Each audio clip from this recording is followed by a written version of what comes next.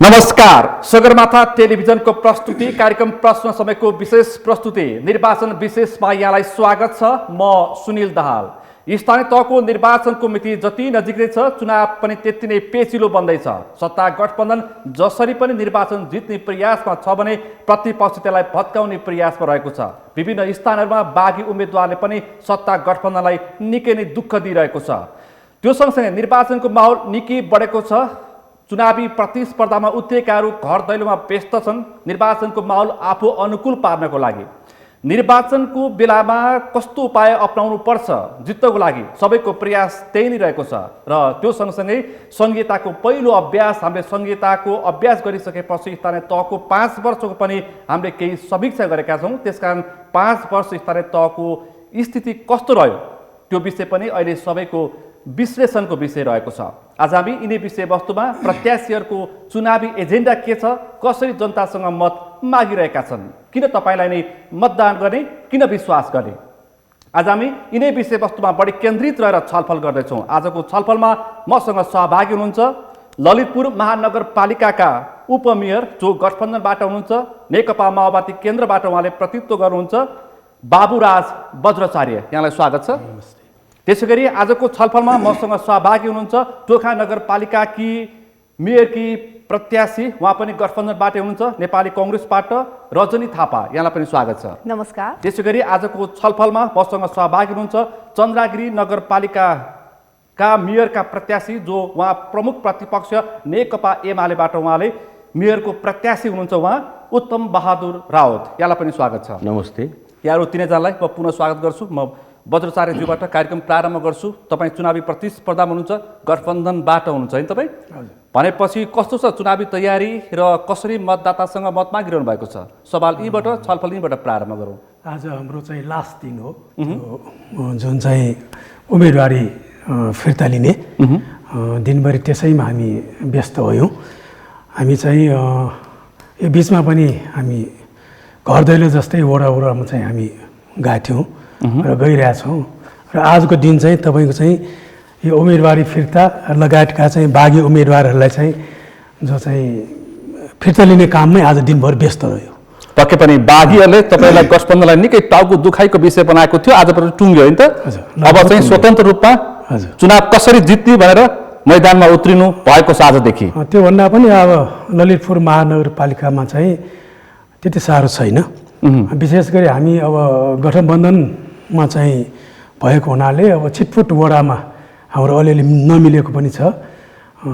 त्यसमा चाहिँ हामीले चाहिँ अब जहाँ जस्तो सक्यो गठबन्धनको चाहिँ स्पिडलाई हामीले चाहिँ समाट्ने गरी मुख्य पदमा चाहिँ प्रमुख र उपप्रमुखको कुरा मिल्यो। अब सामान्य वडा सदस्यको समस्या बाँकी छैन, सुल्झाउनु बाँकी छ। त्यसकारण कसरी, मेरो प्रश्न कहाँनिर छ भने बज्राचार्यज्यू, जनतासँग कसरी मत माग्दै हुनुहुन्छ र के आश्वासन के विश्वास दिलाउँदै हुनुहुन्छ? भन्दा पनि हामी अब काम गरेर देखाउने हामी हो। र सुरु यसमा चाहिँ अब म फ्रेस प्रथम पटक चाहिँ अब यो उपमेयरमा चाहिँ तपाईँको पहिलो अनुभव छ। म चाहिँ जनताबाट चाहिँ मत चाहिँबाट चाहिँ परीक्षण भएको मान्छे होइन। म सुरुमा चाहिँ म उत्दैछु र परीक्षणको लागि तपाईँ पहिलोचोटि मैदानमा उत्रिनु भएको छ। र म चाहिँ विशेष गरी चाहिँ तपाईँको चाहिँ 2040 सालदेखि म समाज सेवा क्षेत्रमा पनि छु। र विशेष गरी म चाहिँ बौद्ध विहार सङ्घ ललितपुरको म 6 वर्ष अध्ययन पनि भयो, अध्यक्ष पनि भएँ। र हाम्रो चाहिँ झन्डै 295 वटा तपाईँको चाहिँ ललितपुरका सम्पदा विहारहरू छन्। त्यसको चाहिँ म अध्यक्ष पनि 6 वर्ष रहेँ। र विशेष गरी मेरो लगाव चाहिँ सामाजिक क्षेत्रमा पनि हो।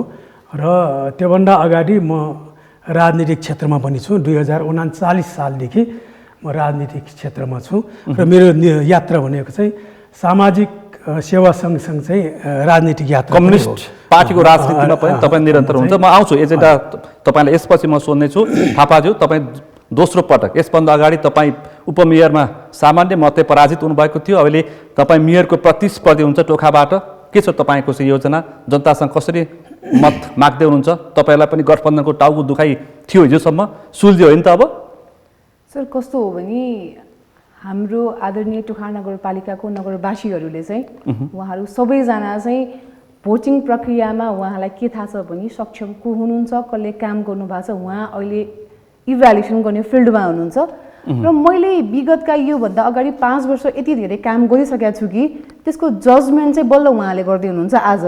र आज चाहिँ मैले यो मेरो गरेका कामहरूलाई मैले रिभाइज मात्र गरिरह, revise is response to equal to result हो। त्यही भएको भएर चाहिँ अहिले मैले उहाँलाई मेरो कामका ती रिभिजनहरू गरिरहेको छु र त्यही पहिलाको कामलाई आधार बनाएर जुन मैले एजेन्डाहरू बनाएको छु मेरो घोषणापत्रमा आउनेछ त्यो कामहरूलाई चाहिँ मैले प्लान अफ एक्सनमा राख्दै गर्दाखेरि उहाँहरूको मन र मत चाहिँ हिजो पनि जितेको कारणले आज पनि मैले चाहिँ जस्ट ग्राउन्डमा चाहिँ मैले एक्सप्लोर गर्न मात्र पाइरहेको छु। र त्यही तयारीको सन्दर्भमा के कुरा जोड्न चाहन्छु भने मैले तयारी आज गरेको होइन, यो मेरो तयारी विगत मेरो 5 वर्षदेखिको काम भन्छ नि, तपाईँले हिजो कर्म गर्नु भने फल पाउने समय चाहिँ अहिले हो। त्यही भएको भएर मैले चाहिँ अहिले फलस्वरूप चाहिँ मैले सबैको मन र मत जित्ने चाहिँ मेरो तयारी भइरहेको छ, जुन अन्तर्गत चाहिँ हामी पार्टी सङ्गठनले चाहिँ हामीले घर दैलो कार्यक्रमबाट सुरु गरिरहेका छौँ। पहिलो कुरा गठबन्धनको टिकट लिन समस्या थियो, टिकट लिइसकेपछि पार्टीभित्रको अर्को गठबन्धनले पनि तपाईँलाई समस्या दिएको थियो, अहिले चाहिँ सुल्झ्यो होइन त? मेरो प्रश्न त्यहाँनिर हो सर। कस्तो हो भने नेपाली कङ्ग्रेस आफैमा एउटा यत्रो ठुलो पार्टी हो कि जहाँ चाहिँ क्षमतावान भएको मान्छेहरूको कम्पिटिसन हुन्छ। डेफिनेटली जहाँनिर हाई कम्पिटिसन हुन्छ त्यहाँनिर डिबेट हुन्छ, र जहाँनिर डिबेट हुन्छ त्यहाँनिर सिस्टम हुन्छ। त्यो सिस्टमलाई पार गर्दै चाहिँ मैले सिस्टमको प्रक्रिया भन्छु, यो प्रक्रियाबाट चाहिँ पार हुँदैछ म आएको छु। यसलाई चाहिँ मैले के भन्छु नि सहज, धेरै कुरा चाहिँ यहीँबाट सिकाउने ठाउँ नेपाली कङ्ग्रेस भएको कारणले पनि म चाहिँ यसलाई सहज तरिकाले हेर्न चाहन्छु। रावजी, तपाईँको तयारी कस्तो छ? तपाईँ चन्द्रगिरी नगरपालिकामा अहिले मेयरको प्रतिस्पर्धी हुनुहुन्छ, यसभन्दा अगाडि तपाईँ ओडामा हुनुहुन्थ्यो होइन, ओडा अध्यक्ष। त्यसपछि यो कार्यकाल तपाईँले पुरा गरेर अहिले मेयरको प्रतिस्पर्धी हुनुहुन्छ तपाईँ नेकपा एमालेबाट। सूर्य चिन्हमा तपाईँलाई किन मत दिने? अहिले सवाल त्यो छ जनताको। यो मुलुकको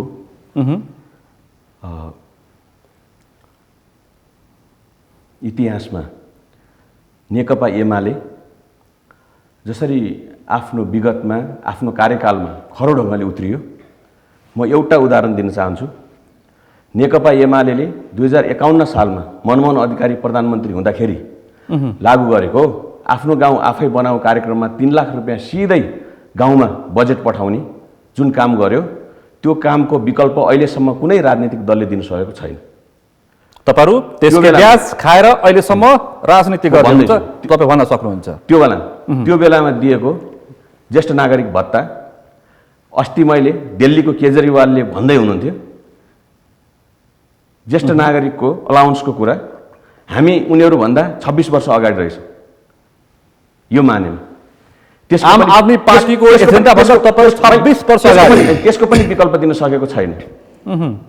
त्यसपछि 54 सालबाट 59 सालसम्म आइसकेपछि स्थानीय तह भङ्ग भइसकेपछि 2074 सालमा स्थानीय तहको संविधानले निर्दिष्ट गरेको 3टा सरकारमध्ये तल्लो तहको सरकारको तल्लो इकाइको वडा अध्यक्ष पदमा मेरो उम्मेदवारी रह्यो र म अरू कुरा म केही पनि भन्दिनँ, कामको कुरा पछि गरौँला। तर इभ्यालुएसन गर्दाखेरि हरेक वर्ष हाम्रो चन्द्रगिरी नगरपालिका वडा नम्बर 15 अत्यन्त तीव्र सहरीकरण परेको काठमाडौँ महानगरपालिकासँग जोडिएको वडा र यो वडा जनघनत्व अत्यन्त बढी भएको यो वडा हरेक वर्षको नगरपालिकाको इभ्यालुएसनमा A+ हासिल गरेको वडा हो। तपाईँले 5 वर्ष नेतृत्व गरेको 15 नम्बर वडामा त्यति तपाईँले सक्षमता प्रस्तुत गर्नुभयो, त्यसकारण तपाईँ मेयरमा प्रतिस्पर्धी हुनुभयो। अर्को मेरो पढाइको विषय पनि अर्बन प्लानिङ, मेरो MSc अर्बन प्लानिङ हो र शहर के हो, शहर के हो र शहरका प्यारामिटरहरू के हुन् र असल सहर हरेक ढङ्गले सामाजिक आर्थिक भौतिक वातावरणीय पर्यावरणीय हिसाबले सहर कस्तो हुनुपर्छ भनेर भन्ने विषयमा मैले गरेको अध्ययनले पनि सायद मैले गरेको पर्फर्मेन्सले 5 वर्षको पर्फर्मेन्सले मेरो पार्टीले पत्याएर मलाई यो सूर्य चिन्ह प्रदान गरेको छ र यी भनेकै कुराहरूको आधारमा जनताले मलाई पत्याउनेछन्, हाम्रो पार्टीलाई पत्याउनेछन् र फेरि पनि 5 वर्ष अत्यन्त प्रभावकारी ढङ्गले काम गर्ने मौका दिनेछन् भन्ने हामी दृढ तपाईँको त्यो विश्वास छ। अब एकपछि म तपाईँसँग एजेन्डाको विषयमा आउनेछु। बजोचार्यज्यू, अब तपाईँको एजेन्डा के छ? जनतासँग खास मत माग्ने एजेन्डा के छ? तपाईँको नगरपालिकामा कङ्ग्रेसबाट चिरीबाबु महर्जनले नेतृत्व गर्नुभएको थियो, विशेष गरी 553 नगरपालिका मध्ये राम्रै नगरपालिकाभित्र उहाँले नेतृत्व गरेको नगरपालिका पर्छ सबैले प्रशंसा गरेका छन्, राम्रो कामको सबैले प्रशंसा गर्छन्, त्यो स्वाभाविक हो। त्यसकारण तपाईँलाई मत माग्न त उहाँले दिएको जस पनि छ, तर के छ खास एजेन्डा तपाईँसँग जनताले विश्वास गर्ने खालको?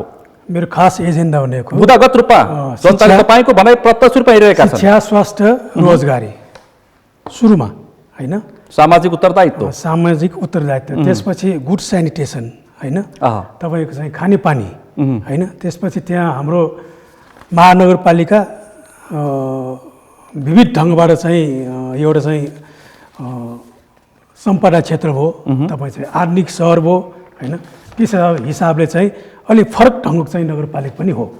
र हामी त्यो सबैलाई जोडेर होइन हामी एउटा चाहिँ साझा एजेन्डासहित हामी अब गठबन्धनमा छौँ। गठबन्धनमा त्यो साझा एजेन्डासहित र साझा प्रतिबद्धतासहित चाहिँ हामी चाहिँ त्यो घोषणापत्र जारी गर्ने। कस्तो घोषणापत्र तपाईँले सार्वजनिक गर्न खोजेको? घोषणापत्रमा खास तपाईँलाई विश्वास गर्ने, तपाईँको चुनाव चिन्ह हँसिया र हतौडामा विश्वास गर्ने के छ आधार भन्ने मेरो प्रश्न हो। एउटा त के छ भन्दाखेरि मैले भने स्वास्थ्य महँगो छ अहिले। काठमाडौँ उपत्यकाको महानगरमा ललितपुर धेरै महँगो छ होइन। सर्वसाधारणले तपाईँको चाहिँ स्वास्थ्य उपचार गर्नलाई धेरै गाह्रो छ। तपाईँले एउटा सानो अपरेसन गर्नु पर्दा पनि धेरै महँगो छ। त्यसलाई हामीले चाहिँ कसरी चाहिँ मिनिमाइज गर्ने हो, हामीले चाहिँ कसरी चाहिँ त्यहाँ सियोरिङ गर्ने हो होइन। निजी क्षेत्रको स्वास्थ्य अस्पतालमा कि सामुदायिक अस्पताल? सामुदायिक र सरकारी अस्पताल। हामी त्यसमा चाहिँ हामी स्वामित्व ग्रहण गर्न चाहन्छौँ होइन त्यो उपचारका क्रममा। दोस्रो कुरा शिक्षा, संविधानले चाहिँ दिएका चाहिँ तपाईँको चाहिँ माध्यमिक शिक्षासम्म चाहिँ निःशुल्क भनिएको छ होइन सरकारी स्कुलमा। कम्युनिस्टहरू हामीले देखेको त्यो आफ्नो ठाउँमा होला, तर महानगरपालिका भनेको आफ्नो स्वायत्त संस्था पनि हो। त्यसले चाहिँ त्यो गर्न सक्छ। किन भन्दाखेरि झन्डै स्थानीय सरकार हो, तपाईँको चाहिँ त्यहाँ चाहिँ बजेटिङ छ। त्यसमा चाहिँ हामीले चाहिँ गर्न सक्छ। त्यो शिक्षामा पनि निःशुल्क गर्न सक्छ होइन। तपाईँको गर्न सक्ने के छ योजना? मेरो प्रश्न त्यहाँनिर हो। मैले भन्नु खोजेको चाहिँ त्यो निःशुल्क प्रश्न है, जनताले बुझ्ने बताउनु होला। सरकारी स्कुलमा हामीले चाहिँ त्यो जुन चाहिँ सरकारी स्कुलमा पढ्छ त्यहाँ चाहिँ हामी निःशुल्क गर्न सक्छौँ। माध्यमिक सरकारी स्कुलमा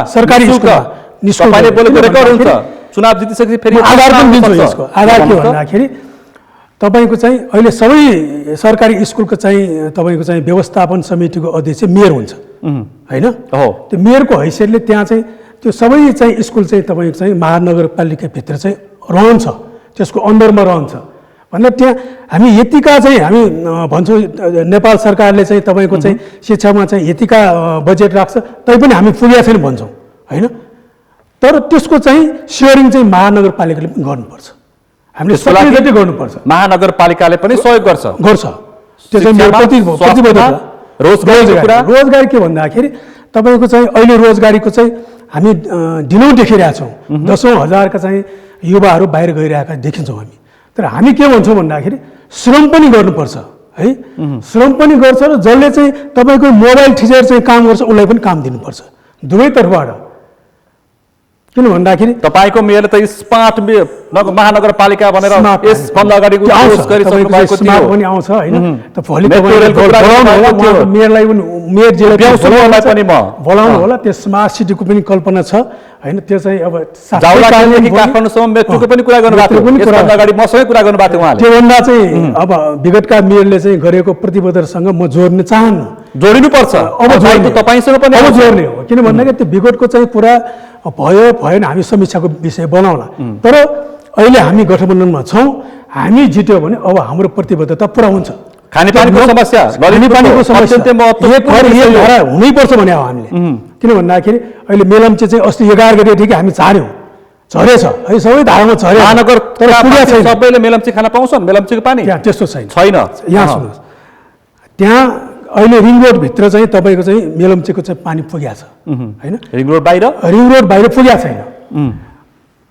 रिङ रोड बाहिर चाहिँ तपाईँको चाहिँ जो भैँसीपाटी छ त्यहाँ चाहिँ तपाईँको चाहिँ रिजर्भ छ, सुनाकोटी छ, चापागाउँ छ।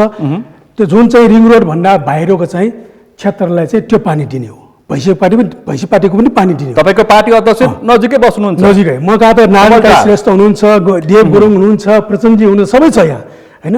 तर उहाँहरूसँग पनि हामी छलफल चाहिँ गर्छौँ र पानीको पनि व्यवस्थापन तपाईँहरू कसरी गर्दै हुन्छ? त्यसको व्यवस्थापन भनेको अहिले चाहिँ तपाईँको चाहिँ मेलम चाहिँ पानीलाई चाहिँ तपाईँले चाहिँ मैले अघि नै भने अहिले पनि मेरो धारामा चाहिँ पानी त्यसै आइरहेछ, इलेक्ट्रिक चलाउनु परेको छैन है। अब यसभन्दा अघि चाहिँ हामी चाहिँ धाराबाट पानी आउँदाखेरि पनि इलेक्ट्रिक चलाउने होइन, माथि कोसीमा पठाउँदा पनि इलेक्ट्रिक चलाउने हाम्रो बाध्यता त्यो छ। किन भन्दाखेरि त्यो मेसिन नचलाइकन पानी आउँदैन धारामा।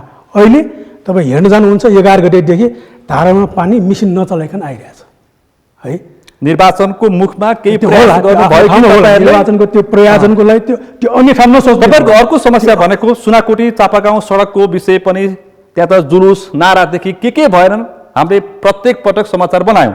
अर्को तपाईँहरूको समस्या भनेको यो भैँसे पार्टीको सडक पनि तपाईँहरूसँग जोडिन्छ, जहाँ देशका महत्त्वपूर्ण ठुला ठालु त्यही बस्छन्, मन्त्रीदेखि बालवाला मन्त्रीदेखि सचिवहरू पनि ती बस्छन्, तर त्यो सडक बन्न सकेको छैन। अहिले सुनाकोटीको सडक चाहिँ पिच भयो, थोरै बाँकी छ, त्यो 50 मिटर जति बाँकी होला। सडकमै खाना पकाएपछि बन्यो किनभने त्यो धिमे नै बाजा बजाएर चाहिँ अब वातावरणको कुरा छ। तपाईँको मेयरले अहिलेको जो अब फेरि पनि मेयरको प्रत्याशी हुन्छ, उहाँले वातावरणको विषय उठाउनु भएको छ। त्यो सँगसँगै स्मार्ट सडक बत्ती पनि उहाँले उठाउनु भएको थियो विषय, तर धेरै ठाउँमा बत्ती अझै पनि बल्ल बाँकी छ है केही ठाउँमा। अहिले चाहिँ तर सम्पदाको विषयमा तपाईँको मेयरले राम्रो काम गर्नुभएको छ, सबैले प्रशंसा गरेका कुरा चाहिँ त्यो अब यसो गर्नु सम्पदा संरक्षण। अब यी विषयलाई कसरी टुङ्ग्याउनुहुन्छ? तपाईँको चाहिँ जो भैँसे पार्टीको सडक भन्नुभयो, अहिले त्यहाँ निरन्तर रूपमा काम भएको छ होइन, त्यो हामीले हेरिरहेको छौँ। दिनको एकचोटि त्यहाँ जानुपर्छ, सायद चाहिँ यो भोट माग्नै जानु पर्यो नि होइन, त्यो त ठिकै हो।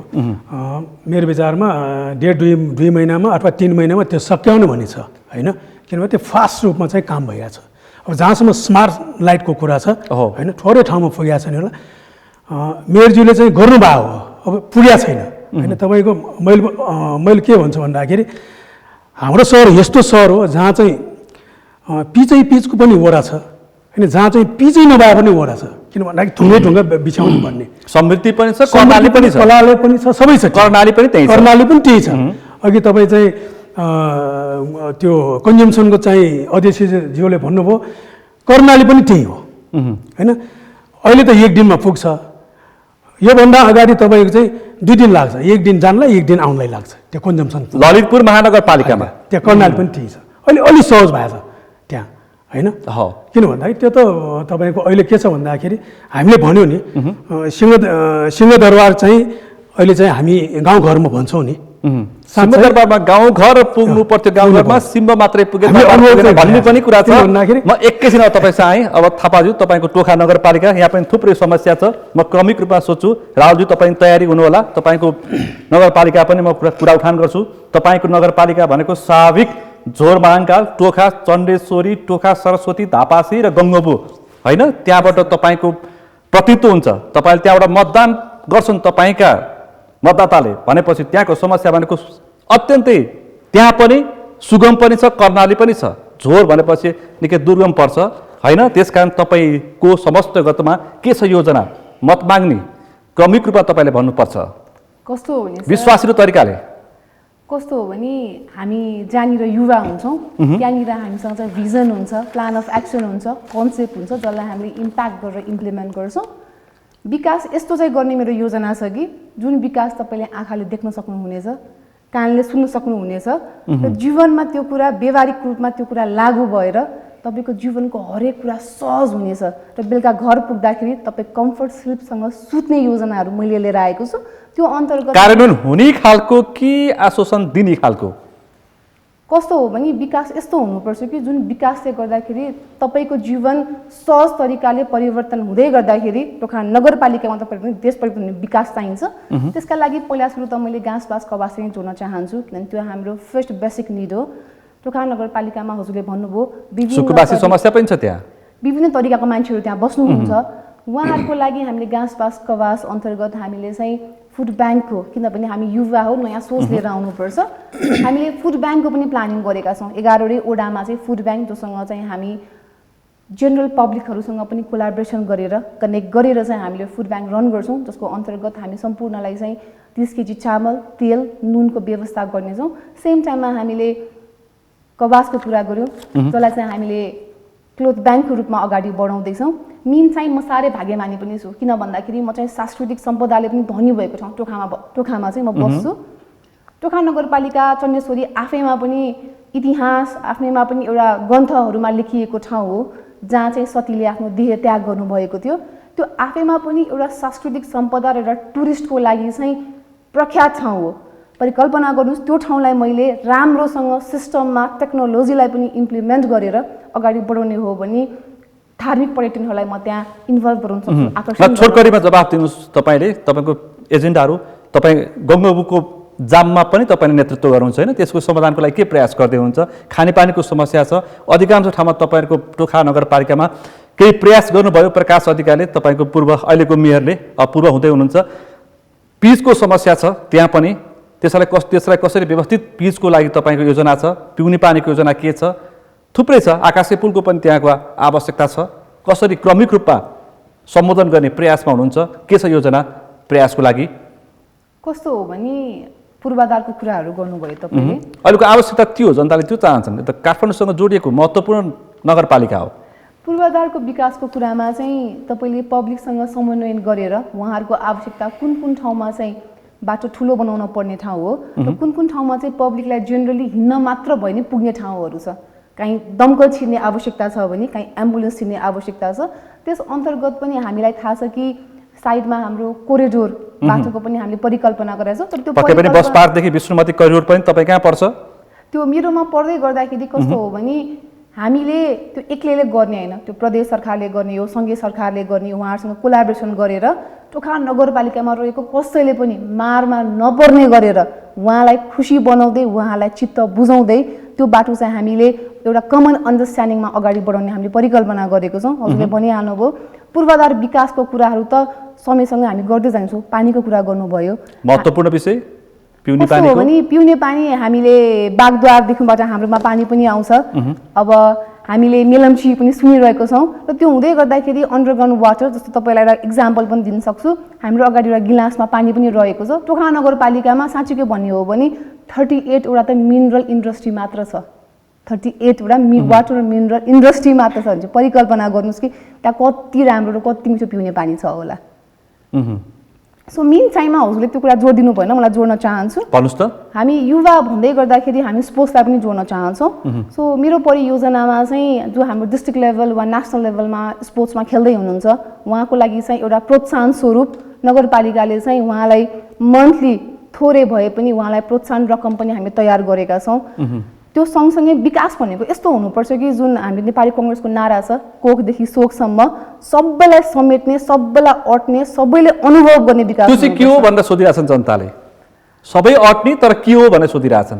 कस्तो हो भने सर, हजुरले एउटा बिङ अ लेडी, मैले फर्स्टमा चाहिँ मैले गर्भधारण गर्ने बेलामा मलाई प्री प्रेग्नेन्सी किटदेखि मैले सोखमा, किन भन्दाखेरि हामी धेरै इक्जाम्पलहरू देखेको छौँ कि लास जल्दै गर्दाखेरि पनि कतिको त पैसै नभएर लास लावारिस भएका अवस्था छन्। तर नेपाली कङ्ग्रेस यस्तो पार्टी हो कि जहाँ सबैजना अट्नुहुन्छ र सबैजनालाई अटाउनको लागि भर्खर मेरो साइडमा रहनुभएको आदरणीय अग्रज दाइले पनि भन्नुभयो कि नेपाली कङ्ग्रेस यस्तो पार्टी हो कि कसैले राम्रो एजेन्डा ल्यायो भने नि जस्तो कुनै पनि कुरा झट्ट इम्प्लिमेन्ट गर्न सजिलो तर त्यसलाई कन्टिन्यू गर्न धेरै गाह्रो हुन्छ। तर कङ्ग्रेस यस्तो पार्टी हो कि समयअनुसार राम्रो कुरालाई पनि थपेर उहाँहरूले अग्रज बुवा आमाहरूको लागि भत्ता ल्याउनु भयो। आजको यो छलफल मैले खास गरी जनतालाई प्रत्यक्ष, यो त स्थानीय तहको निर्वाचन हो, यो सङ्घ र प्रदेशको निर्वाचन होइन, त्यसकारण जनताले ठ्याक्कै के पाउँछन् तपाईँ निर्वाचित भएपछि भन्ने मैले प्रश्न सोध्नुपर्छ, तपाईँ जवाफ पनि त्यसरी दिनुपर्छ।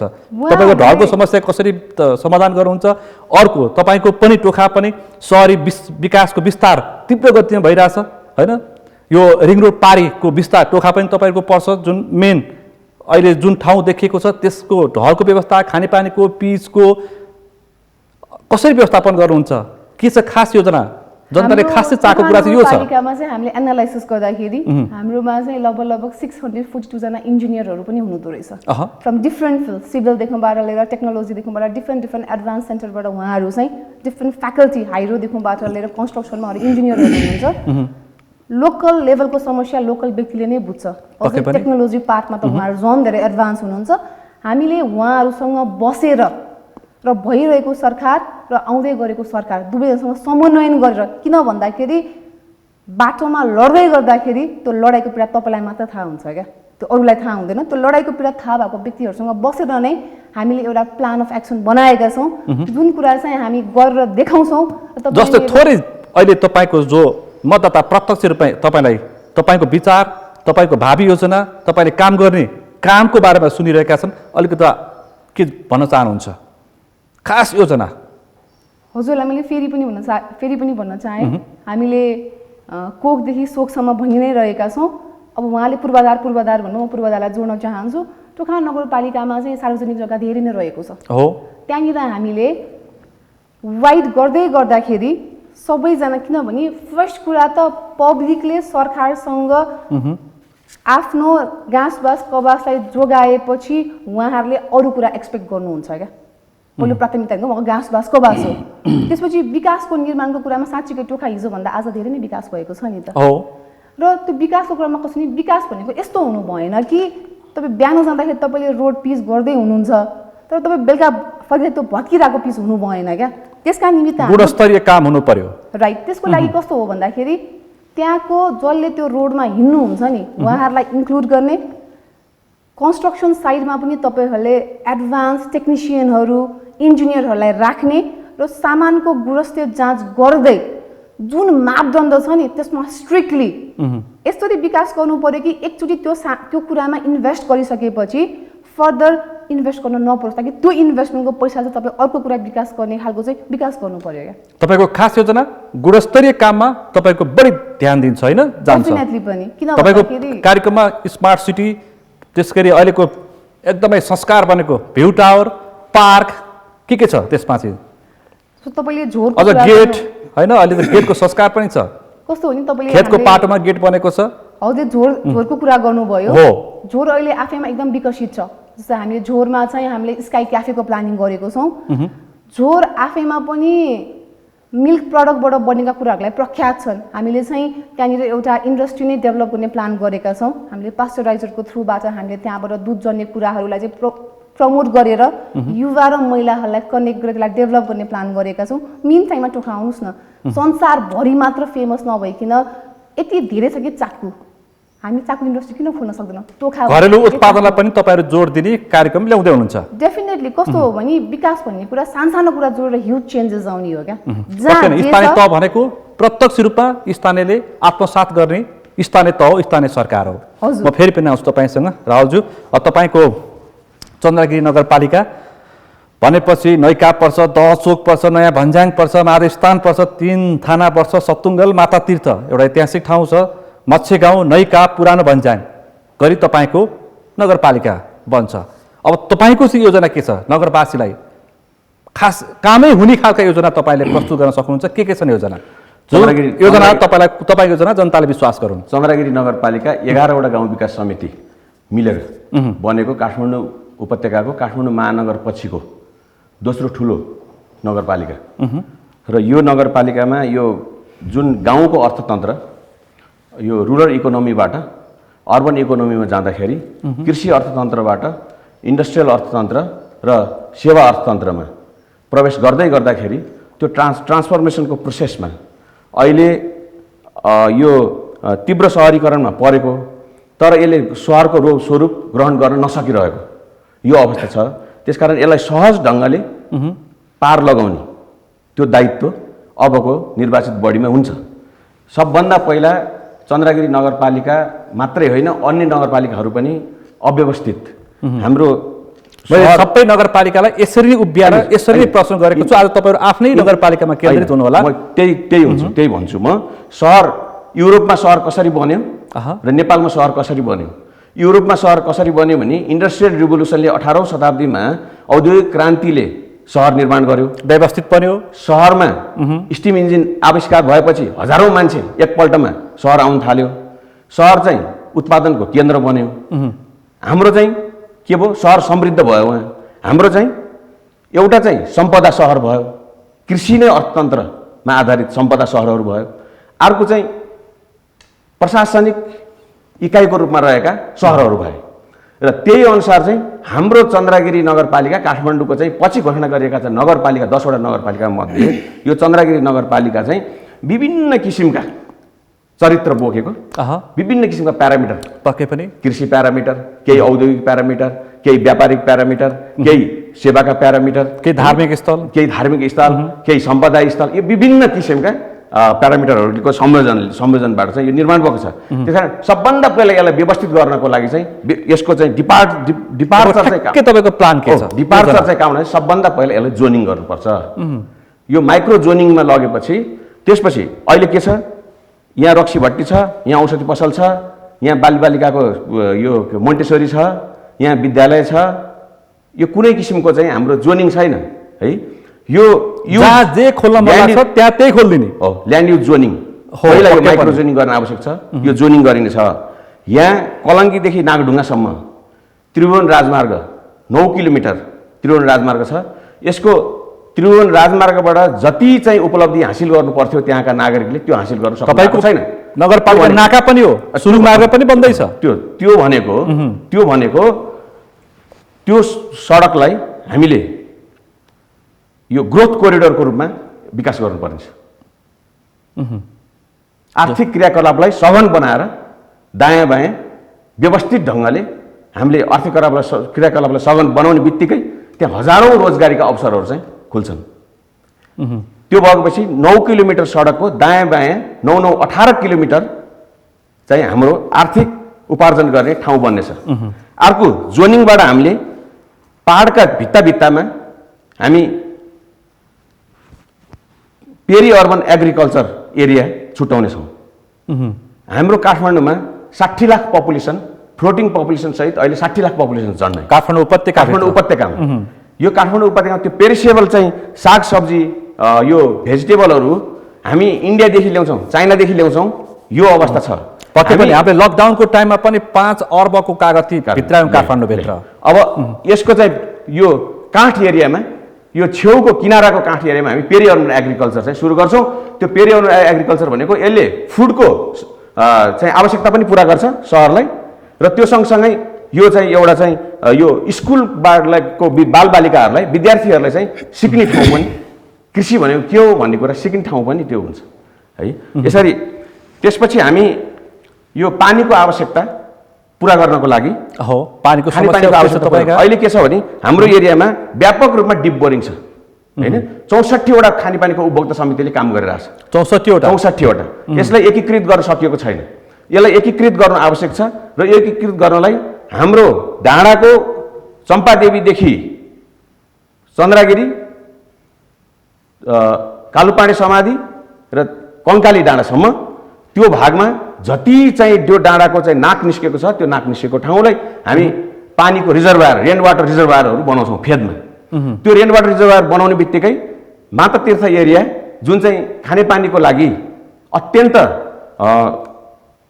सहज क्षेत्र हो, थोर बहुत समस्याको हल हुन्छ खानेपानीको क्षेत्र हो, त्यो रिजर्भरहरू बनाउने बित्तिकै सबै पानीका मुहानहरू चाहिँ रसाउन थाल्छन्, र चन्द्रगिरी नगरपालिकालाई पानीको आवश्यकता यही मुहानबाट, त्यही पानीको रिजर्भरबाट हामी पुरा गर्न सक्छौँ। त्यो रूपमा सहरी विकास विस्तार पनि भइरहेछ, ढलको समस्या पनि उस्तै छ त्यहाँ। त्यो इन्फ्रास्ट्रक्चरको कुरा, पूर्वाधारको कुरामा लगभग हामीले अहिले जनताको जनजीविकासँग जोडिएका घर पुग्नु पर्ने पहुँच मार्गहरू पक्की भइसकेको अवस्था छ, ढलको व्यवस्थापन गरिसकेको अवस्था छ, र अहिले हामीले गर्न खोजेको यो फरक ढङ्गको एउटा काम चाहिँ हामीले के गर्न खोजिरहेछौँ भने हामी कहाँ बल्खु कोरिडोर 2 किलोमिटर निर्माण भइसकेको छ। 10 मिटर खोला कायम गरेर दायाँ बायाँ 10-10 मिटरको ब्ल्याकटप रोड निर्माण भइसकेको छ। हामी त्यो रोडमा सस्पेन्डेड मोनोरेल निर्माण गर्दैछौँ। पुरा हुने मात्रै काम पुरा गर्नु सही। म त्यही कुरा गर्दैछु, सबै छ हामीसँग। सस्पेन्डेड यसभन्दा अगाडिका नगर प्रमुखले दिएको आश्वासन हामीसँग सबै डकुमेन्ट छ। हो, यो किन भइरहेछ, नेतृत्व क्यापेबल नभएको कारणले यो भइरहेछ।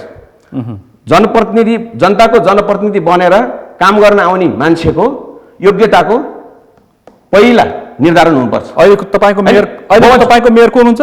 अहिले घनश्याम गिरी नेपाली कांग्रेस पार्टी श्रद्धेय घनश्याम गिरी हाम्रो हो। उहाँले के गर्नुभयो, तपाईँले के गर्नु पर्छ, के गर्ने प्लान बनाउनु भएको छ, त्यो एउटा समीक्षाको विषय हुन सक्छ। यसभन्दा अगाडि पनि उहाँले थुप्रै आश्वासन दिनुभएको थियो, त्यहीबाट सिकेर म भन्दैछु। आश्वासन मात्रै होइन, विश्वास पनि दिलाउनु पर्छ विगतबाट तपाईँले। सिकेर काम हुने काम। आज म भोलिको लागि प्लान गर्दैछु है। सस्पेन्डेड मोनोरेल है, सस्पेन्डेड मोनोरेल जुन असाध्य सहज ढङ्गले निर्माण गर्न सकिनेछ। खोला हाम्रो खाली छ, त्यो खोलामाथि निर्माण हुन्छ।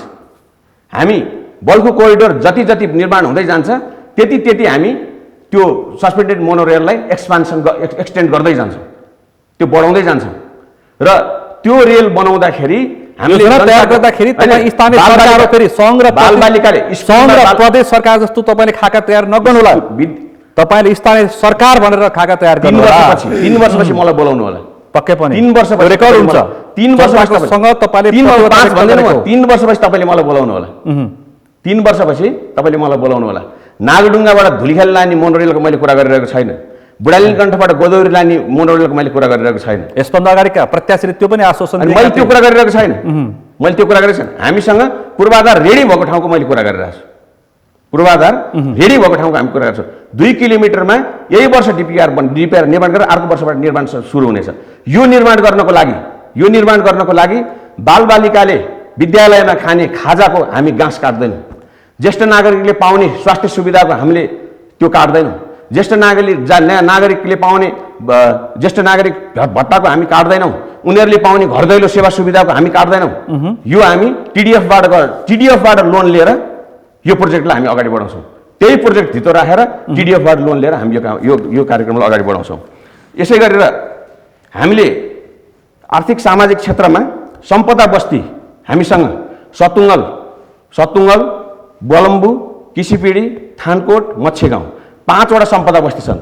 लिच्छवी कालदेखिको इतिहास बोकेको काठमाडौँमा पानी सुकेपछि सबभन्दा पहिला बस्ती बसेको ठाउँ गोपालीहरूको बस्ती भएको ठाउँ यो 5 वटा बस्तीलाई सम्पदा क्षेत्र घोषित गरेर तिनीहरूलाई हरेक बस्तीलाई चाहिँ जोड्ने ट्रेल नेटवर्कहरू डेभलप गरेर त्यहीँबाट आय आर्जन गर्न सकिने हामी व्यवस्था गर्दैछौँ। त्यो भनेको के हो भन्दाखेरि अहिले नगरपालिकाले गुठीलाई के अरे दाफा खलालाई पैसा दिन्छ, धिमे खलालाई पैसा दिन्छ है।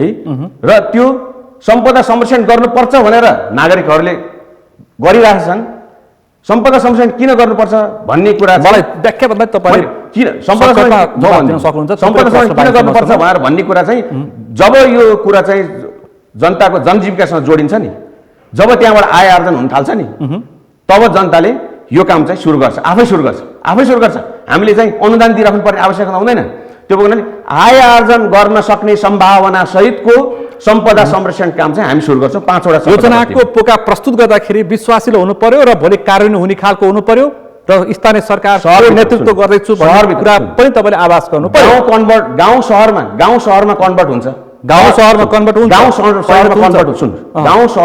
हुन्छ है, परिवर्तन हुन्छ, शिफ्ट हुन्छ। फेरि सहरभित्र गाउँ पनि हुन्छ, र त्यही सहरभित्रको गाउँको जुन परिकल्पना छ नि, त्यो 5 वटा बस्ती चाहिँ त्यसरी जाने।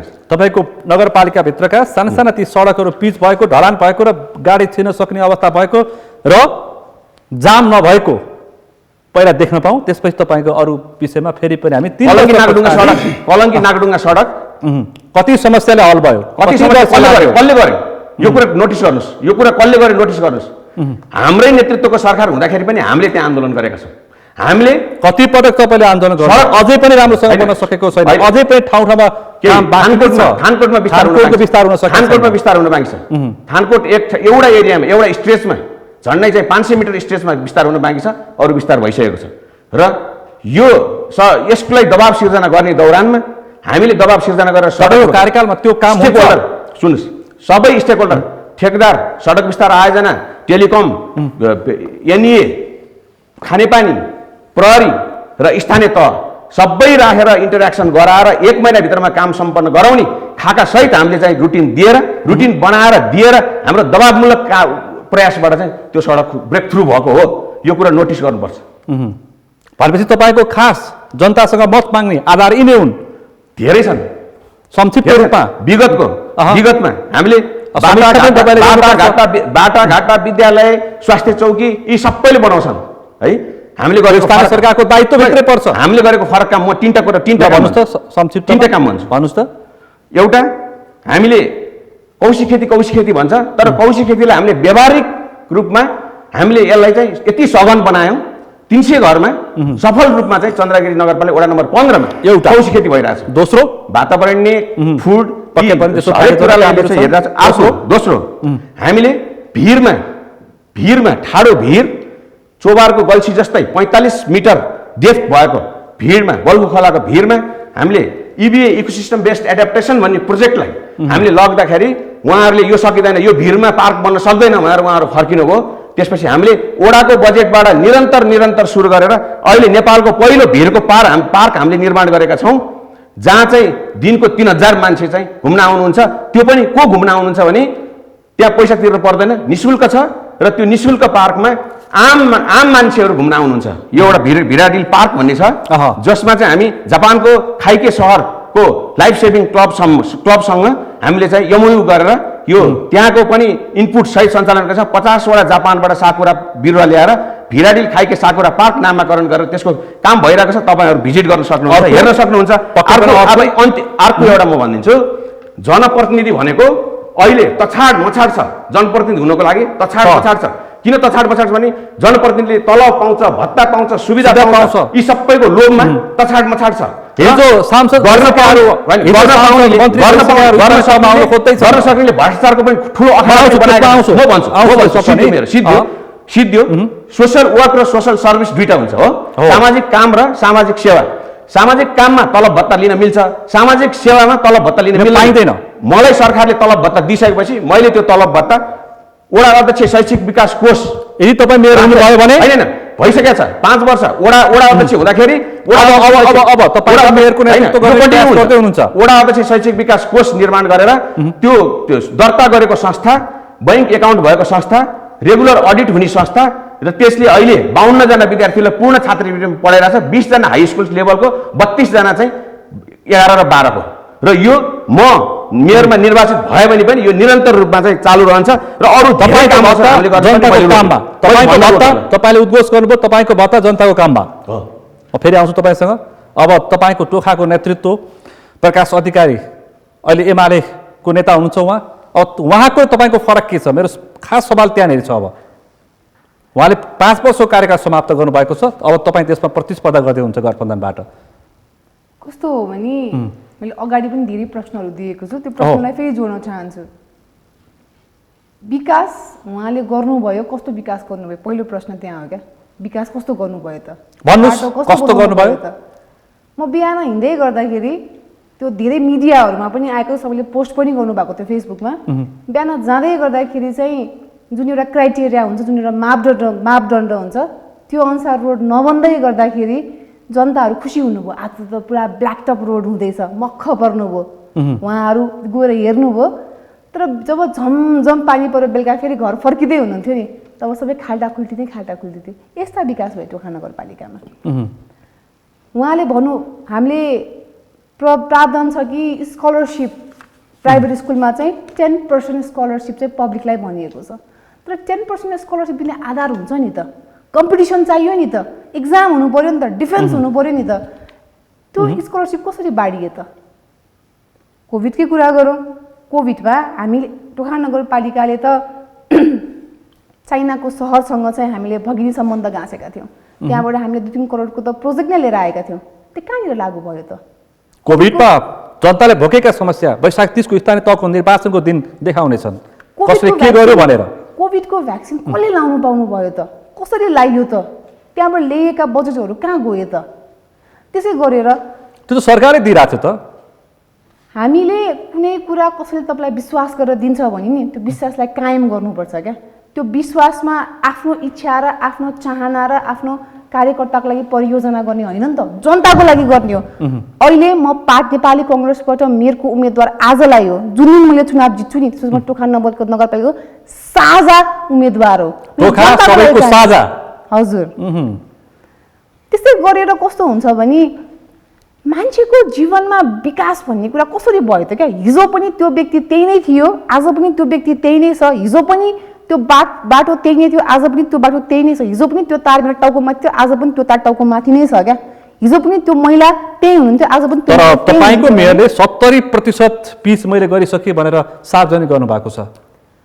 कस्तो टोखा हो भने नगरपालिकामा 70% पिच सकिएको छ, झन्डै 55% ढलको समस्या हल भएको छ। त्यस्तै खालको कलबटहरू बनेका छन्, पार्कहरू बनेका छन्, थुप्रै योजना उहाँले काम पुरा गरेको योजना प्रस्तुत गरिसक्नु भएको छ जनताको माझमा। कस्तो हो भने हजुरले कुनै पार्क बनाउँदै हुनुहुन्छ भने डिफ्रेन्टली एबल पर्सनको लागि पनि कि त्यो पार्क युज हुन सक्छ त। तपाईँले पार्क नामको लागि बनाएर हुँदैन, पार्क कामको लागि बनाउने हो। जुन पार्कमा सबैजना गएर त्यहाँनिर बस्ने, खाने, खेल्ने अवस्था हुनु पर्यो। नाम चाहिँ राख्ने पार्क हो, तर काम चाहिँ पार्कमा केही पनि हुँदैन। त्यो पार्क कसरी बनाउने? त्यसमा बजेट हालेर त्यसको फाइदा के त टोखा नगरपालिकाको जनतालाई?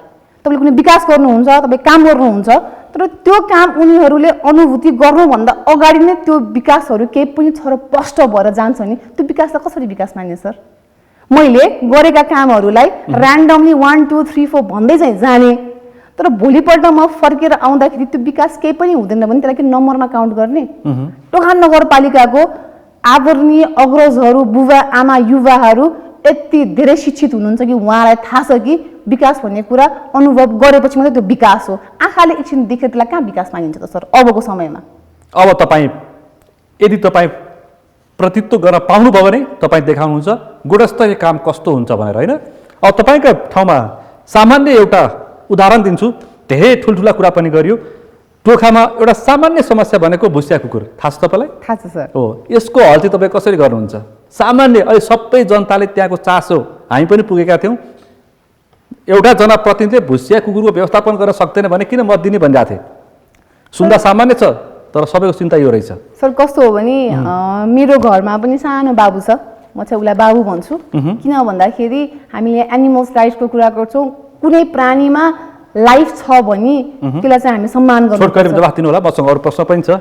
हरियाली टोखा कसरी बनाउने भन्ने त्यसलाई हामी एउटा प्रश्न बजेट पनि पनि छ। प्रयोजन गरेको छौँ कि उहाँहरूलाई पनि बाँच्ने अधिकार छ, उहाँलाई पनि हेल्दीली सस्टेन गराउने उहाँहरूको पनि अधिकार छ। त्यसको लागि चाहिँ हामीले एउटा ठाउँ तोकेका छौँ।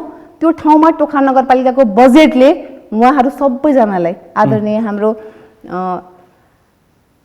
हजुरले भुसिया कुकुर भन्नुभयो, म चाहिँ उहाँलाई भुसिया कुकुर भन्दा पनि भाग्यमा नभएर भएको कुकुर भन्छु। किनभने उहाँहरू कसैको घरमा राम्रोसँग हेल्दीली बस्न पाउनु भएन, सडकमा छोडियो उहाँलाई।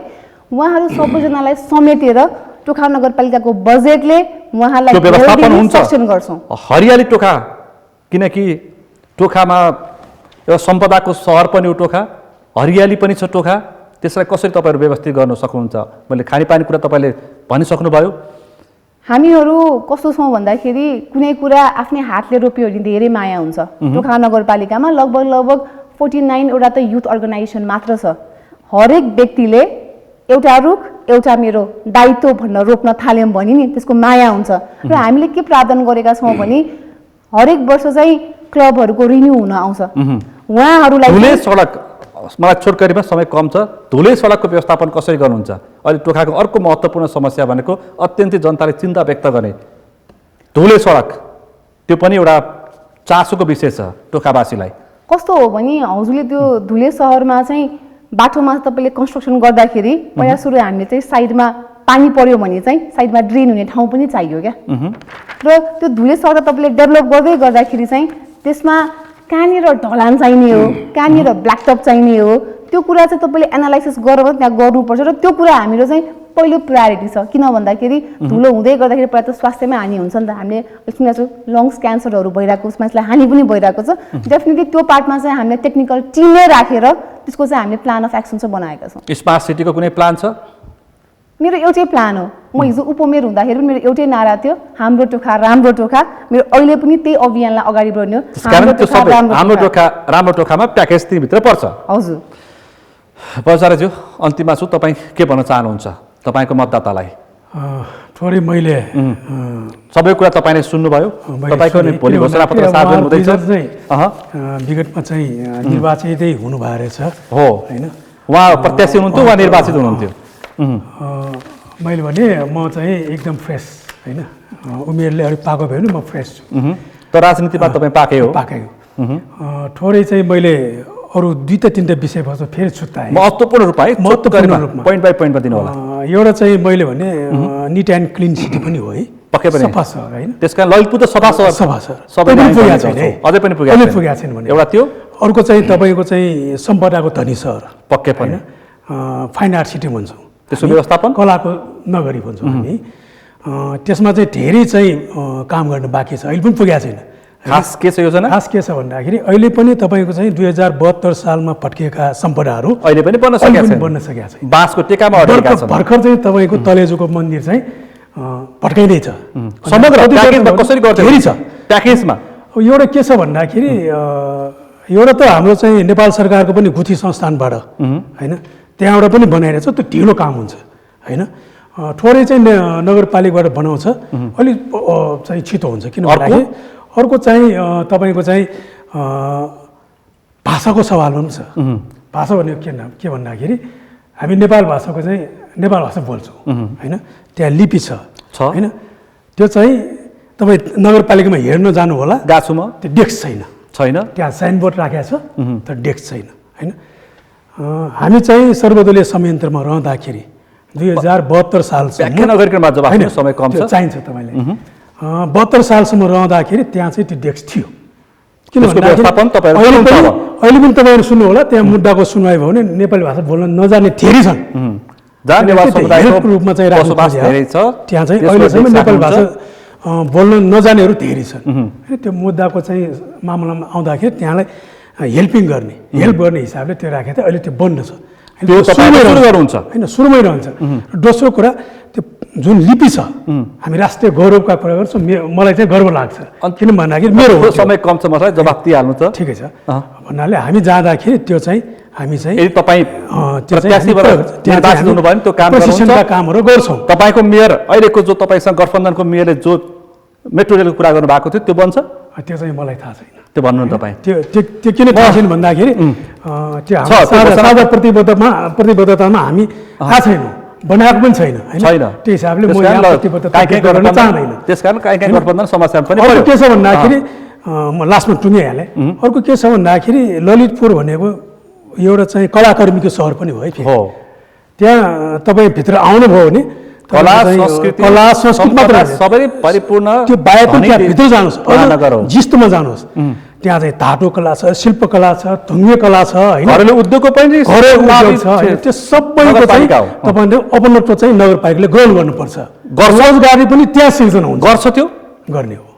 अन्तिममा छु एउटा प्रश्न गर्छु, तपाईँले एक लाइनमा जवाफ दिनुपर्छ।